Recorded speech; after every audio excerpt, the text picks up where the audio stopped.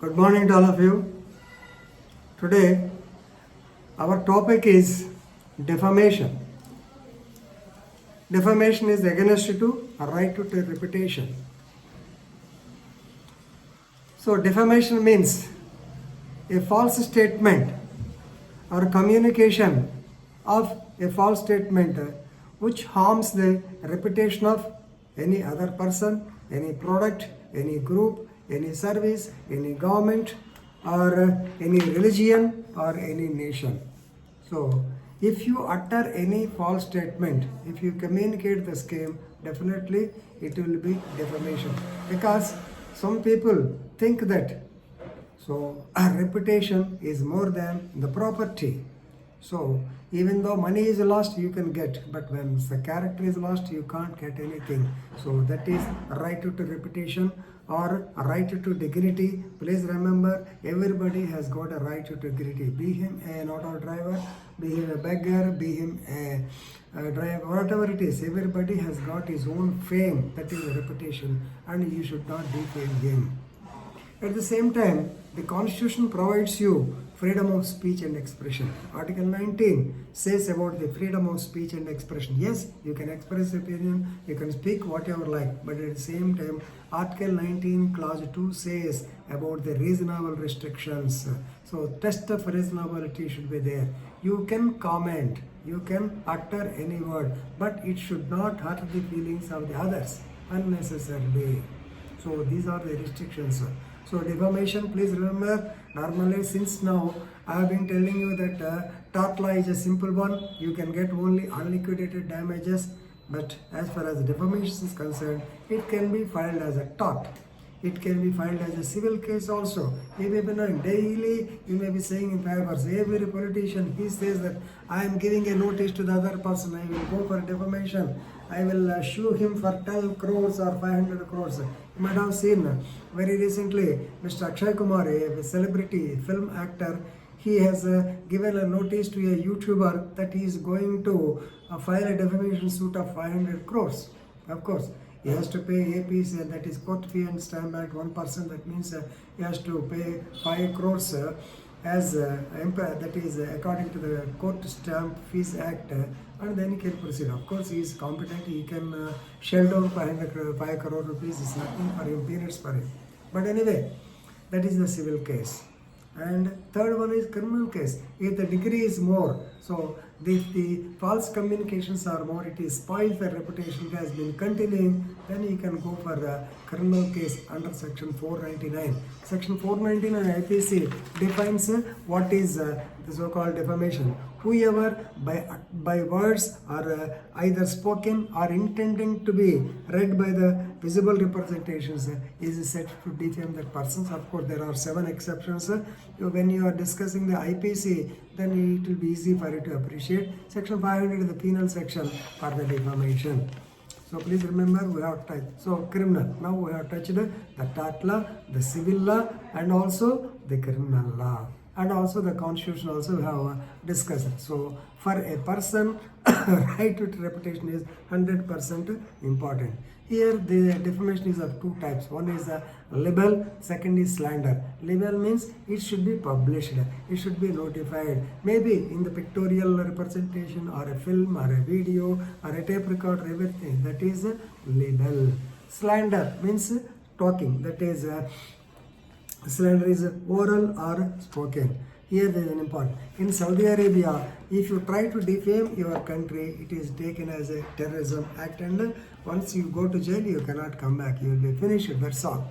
Now, what are the essential elements of the defamation? Number 1, please remember, the statement should be defamatory. So there should be some defaming content in the statement, and it must refer to plaintiff, not in general. It must refer to A or B or C, and normally it should be published in English law.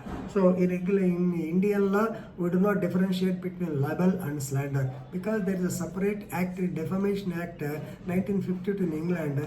They take only the libel, not the slander. right? So now I told you it must refer to the plaintiff. Suppose if you refer to a class of persons, normally it will not be defamation. You cannot file a case against the person. For example, if I say all politicians are scoundrels, all lawyers are liars, all bureaucrats are lazy buggers, you cannot file a case against anyone because it is not specific. It is just a generalization. Of course, if you go deep, you can take it as a case, but in general, you don't take up such cases. Now, this is briefly regarding the defamation. Now, we'll go to the case laws. Important case laws we'll discuss. The very first case law, King versus Osborne, 1732. So, it happened in England. So, this man by name Osborne, he has printed some leaflets saying that, of course, castigating about the Jewish persons who have descended from Paris. So he has stated that the people fled away from Paris because they committed the murder of a Jewish woman who had got relations with a Christian person, and she gave birth to a boy, and these fellows murdered her, and they came all the way to London like that. So it is a defamatory statement against the Jewish community. So seeing this, there were a lot of attacks on Jewish persons. Then the matter came before the court. Of course, they did not know how to define it, whether, since it is not against to any particular individual, it is only against Jewish community, then the king is himself, he was doubtful, the court itself was doubtful whether it is defamation or not. Ultimately, they took it as defamation and made him liable and gave injunction and made them write off all these things. So, first defamation case was this one, as far as we know. Of course, there may be some other cases. Then second important case is Yusuf versus MGM Pictures, 1934. You may be knowing MGM, Metro Goldwyn Mayer. They have produced a film by name Rasputin the Mad Monk. So in this case, the princess, Russian princess by name Natasha, she was shown in a bewildering manner as though she was almost, she seduced this Rasputin, or Rasputin seduced her. Anyway, her character was badly entered. So now Natasha was a Russian princess. She filed a case of defamation stating that she was shown in a very bad manner in this picture. Of course, MGM Pictures tried to avoid the responsibility by saying that it is only fictitious, all these things, but they are not written in the beginning.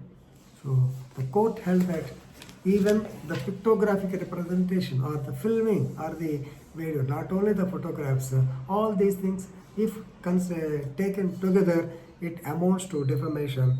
Therefore, the speech is also there. Definitely, they are held liable to pay compensation. Then Hulton and Co. versus Jones, 1910. So this is another case relating to an attorney or a lawyer. Mr. Atimus Jones, he was a very popular attorney and a very popular person in England also. So it was published in the Hulton and Co.'s newspaper that this Atimus Jones, he went to Paris and he was attending a motor that is event, that is just like our car races. He went with his girlfriend.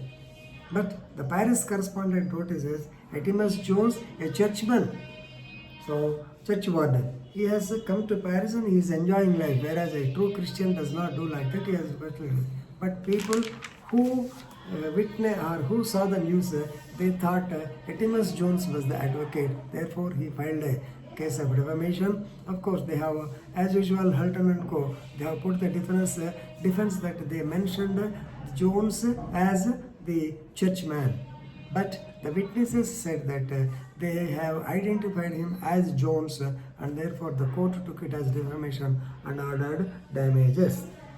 There is another important case. So when you think, it's getting time. So when you think of the defamation, please remember Arvind Kejriwal versus Arun Jaitley. Many number of cases. If you Google it, definitely look at it. 2016 case, of course, the apology was stated, it's done. And another case, Ramjet Malani versus Subramanian Swamy. This is another case. So during that commission of inquiry regarding Rajiv Gandhi's death, Subramanian Swamy stated that Ramjet Malani is getting the funds from the LTTE through his son's accounts. So it was very bad. It was taken as defamation, and court held the statement as defamatory. 5 lakhs compensation was awarded. As far as our in Ongole, So there is one man by name P. Anand Babu, who is a divisional forest officer. Against him, some news was published in the Surya publication. It was he filed a case of defamation, but they have taken the defense as justification by truth. They produced the evidence, and of course, the case is ended in acquittal. So these are the very good cases of defamation. Please read them and enrich your legal knowledge. So next we will discuss about some other topic like in and do and the defenses to defamation, all these things. Thank you very much.